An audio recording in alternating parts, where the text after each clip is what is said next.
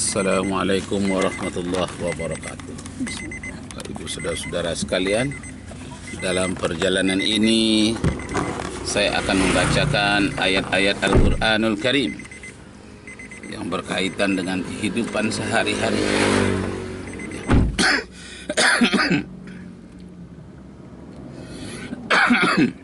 A'udzu billahi minasy syaithanir rajim. Bismillahirrahmanirrahim. Wailul lil mutaffifin alladzina idza كانوا على الناس يستوفون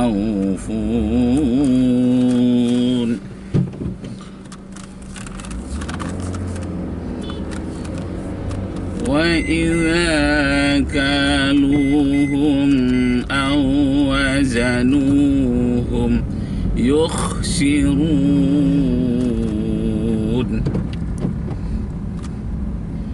ألا يظن أولئك أنهم مبعوثون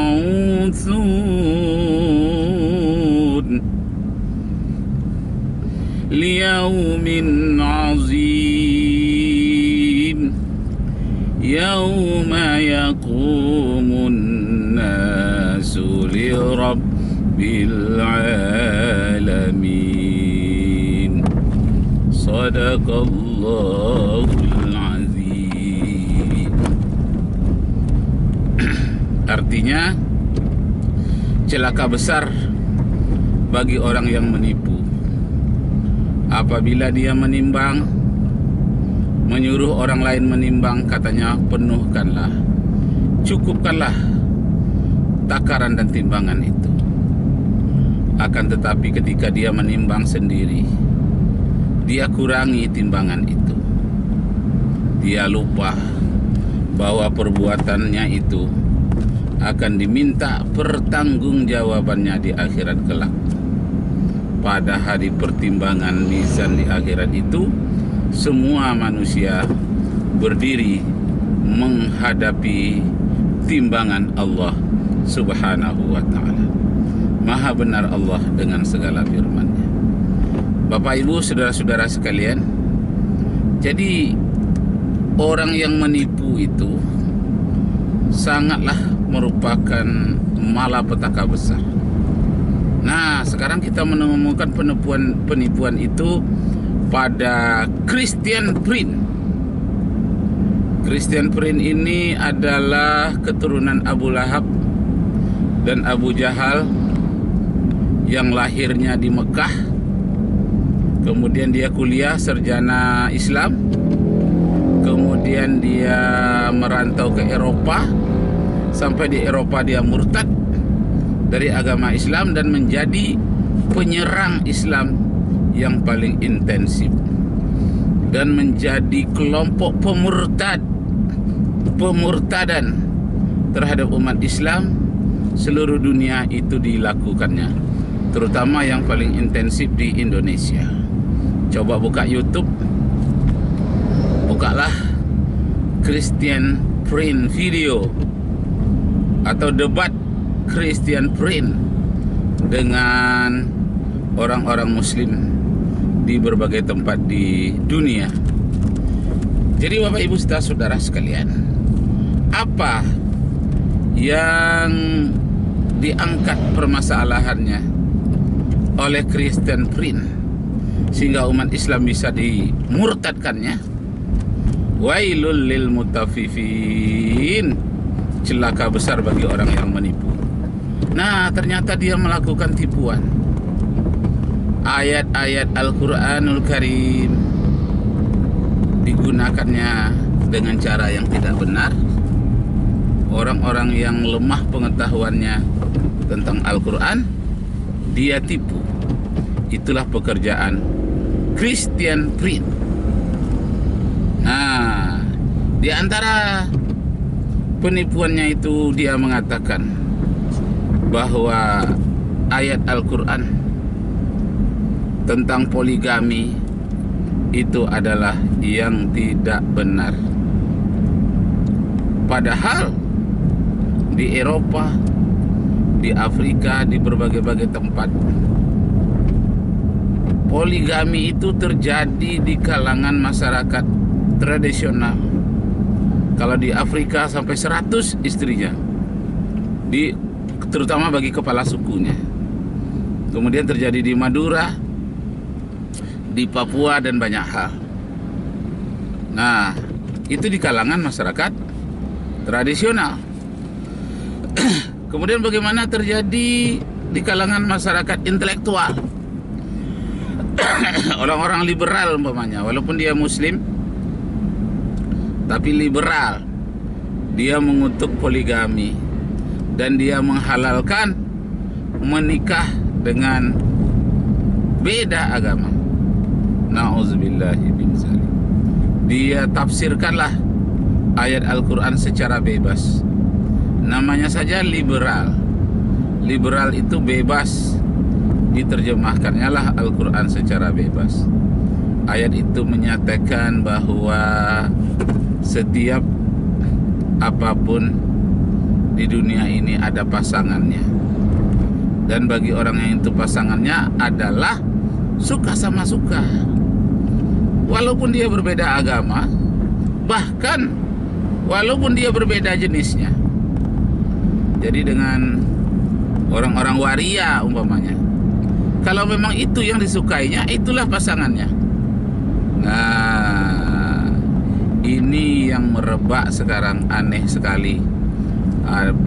Tidak sedikit profesor doktor yang mengakunya sarjana Islam, tetapi dia menyimpang dari hukum Islam. Kenapa dia menyimpang? Karena pemikirannya sudah terpengaruh oleh pola pikir liberal yang berkembang di Perancis, berkembang di Amerika, berkembang dan di Inggris, bahkan seluruh negara Eropa. Nah, murid-muridnya itu sampai ke Indonesia, sampai ke Malaysia. Kalau di UIN Jakarta ada namanya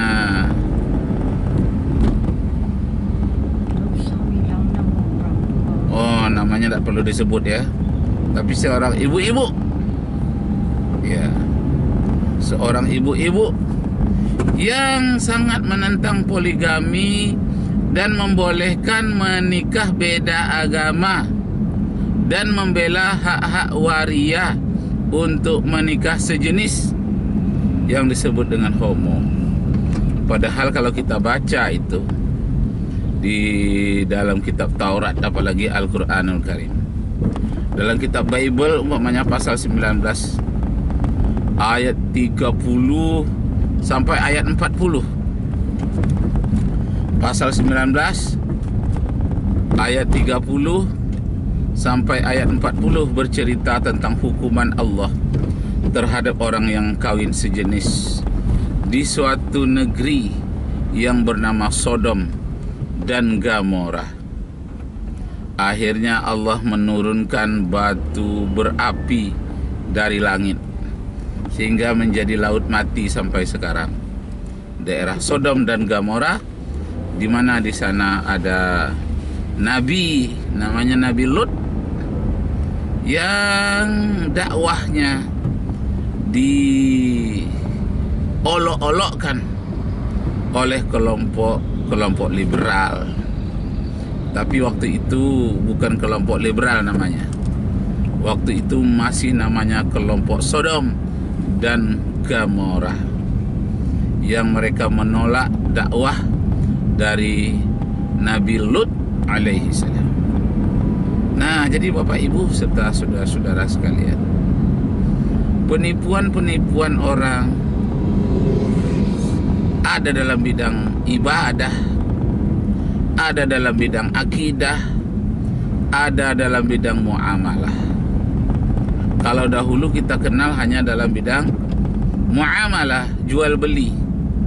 Sampai ayat pertama yang saya bacakan tadi itu adalah tentang penipuan dalam hal jual beli.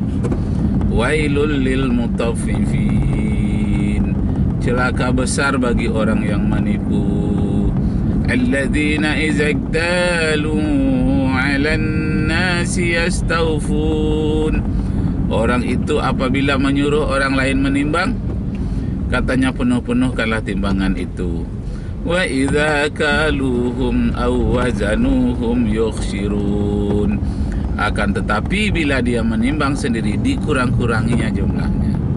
Nah, itu dalam bidang perdagangan, jual beli. Tapi sekarang terjadi dalam bidang akhlak, dalam bidang hukum, sehingga ada penyelundupan hukum, penipuan dalam bidang hukum, dan orang memperolok-olokkan hukum Allah. Nah, itu terjadi. Kenapa hukum bisa dipermainkan oleh orang tertentu, diperolok-olokkan, dihinakan, direndahkan? Karena mereka tidak lagi berakhlak. Orang berakhlak akan menjunjung tinggi hukum, akan menjunjung tinggi hal-hal yang berkaitan dengan muamalah juga. Dalam bidang siasah juga. Kalau dalam bidang siasah terjadi penipuan, siasah itu artinya strategi dalam pemerintahan. Dalam pemerintahan, dalam bidang kekuasaan, dalam bidang politik terjadi juga penipuan. Itu karena ingin mendapatkan kekuasaan melalui jalan pintas. Umpamanya pemilihan umum, seharusnya dia kalah, tapi bisa dia gunakan orang-orang yang ahli dalam bidang elektronik yang menghitungnya supaya dia yang dimenangkan secara elektronik, walaupun secara di masyarakat dia tidak menang. Apakah itu tidak penipuan? Nah, kalau dulu sebelum ada elektronik secara manual, itu ada beberapa kotak yang kedapatan sudah ditusuk dalam pemerintahan daerah. Siapa yang akan menjadi bupati sudah ditusuk, orang yang dibekenginya, orang yang diinginkannya, itu semuanya yang sudah tertusuk. Maka yang sudah ditusuk belakangan, yang sebenarnya dia buang, dia ganti dengan yang sudah ditusuk, sehingga menang semuanya dalam kotak itu adalah orang-orang yang diinginkannya. Terjadi penipuan. Nah, dalam segala segi penipuan itu terjadi. Karena itu perlu diadakan revolusi. Kalau dulu orang menyebutnya revolusi mental, nah sekarang terkenal pula revolusi akhlak. Nah, karena Nabi Muhammad SAW dia memperbaiki hukum, memperbaiki perniagaan, muamalah, dimulai dengan revolusi akhlak, sesuai dengan hadis yang menyatakan innama bu'istu liutammima makarimal akhlak, aku diutus untuk menyempurnakan akhlak. Nah, kalau akhlak para pejabat sudah baik, akhlak para petani sudah baik, akhlak penjual minyak tepi jalan sudah baik, akhlak pembuat hukum undang-undang sudah baik, maka hukum akan baik, pemerintahan akan baik, perdagangan akan baik. Kuncinya apa? Akhlak, akhlakul karimah. Seperti apa akhlak yang baik itu? Akhlak yang baik itu seperti yang dikehendaki oleh Sang Khalik. Baik akhlak yang disenangi oleh Khalik, baik itu untuk sesama makhluk maupun terhadap Sang Khalik. Khalik itu artinya pencipta, makhluk itu adalah yang dicipta. Siapakah Khalik selain dari makhluk? Itu adalah Khalik. Apa yang dikatakan makhluk selain dari Khalik, itulah makhluk. Artinya selain dari Allah, makhluk semuanya. Ya, tapi kan tidak nampak seperti malaikat. Apa itu makhluk juga? Iya makhluk, namanya makhluk gaib. Kalau yang nyata seperti bulan, bintang, dan matahari, makhluk juga, namanya makhluk syahadah, makhluk yang nyata. Jadi makhluk itu ada dua. Ada makhluk nyata yang disebut syahadah, ada makhluk gaib, itu ada jin, ada malaikat, ada roh, ada korin, dan banyak lagi namanya makhluk-makhluk gaib. Jauh lebih banyak daripada makhluk syahadah. Nah, di mana mereka menempatkan dirinya? Mereka biasanya itu di seluruh tempat, di ruang angkasa, di bumi, bahkan bisa di dalam pori-pori manusia. Jadi jin bisa tinggal di dalam pori-pori manusia. Kalau iblis bisa di dalam darah, di dalam jantung manusia.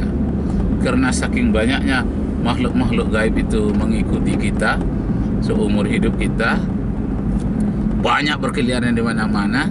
Kita makan, minum, dia langsung menyerbu ke sana.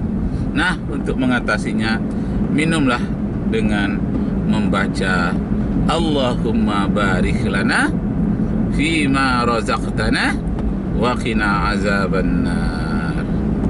Nah, kalau orang Nasrani yang pakai bahasa Batak mau makan, dia baca sai pasu-pasu masih panganonon jalasi pergogo tu pematanghu amin.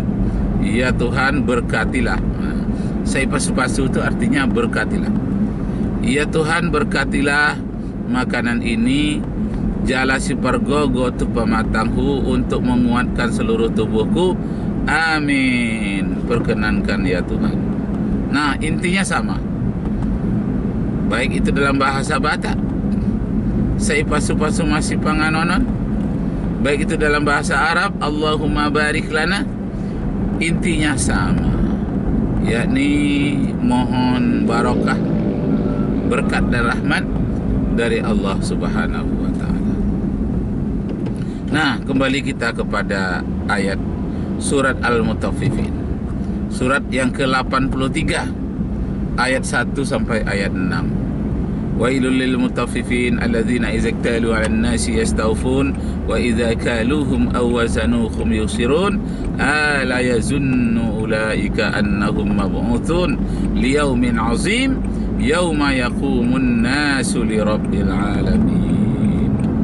Nah, Bapak Ibu serta saudara-saudara sekalian, penipuan-penipuan itu sekarang masuk ke dalam kamar kita, masuk ke televisi, bahkan masuk ke dalam masjid-masjid, masuk ke dalam HP. Nah, kawan saya ketika mau masuk ke pintu Masjidil Haram, berbunyi tret 3 kali, dibuka HP-nya, rupanya reklame perjudian, reklame itu namanya lotre, toto, gelap, togel. Nah, padahal mau masuk ke pintu Masjidil Haram, dia tidak peduli. Diperlihatkannya kepada saya, Ustadz, ini coba lihat ini. Sudah jelas kita mau masuk ke Masjidil Haram, kok togel yang masuk reklamenya ke dalam HP kita. Memanglah manusia sekarang ini menyebarkan maksiat, tidak peduli kapan waktunya, tak peduli di mana tempatnya. Yang penting dia masuk, menyelusup melalui HP kita, radio kita, TV kita, reklame, dan bermacam-macam cara yang tidak baik. Nah, dengan demikian hati-hatilah kita terhadap penipuan-penipuan saat ini. Sekian, terima kasih. Sampai ketemu lagi. Wassalamualaikum warahmatullahi wabarakatuh.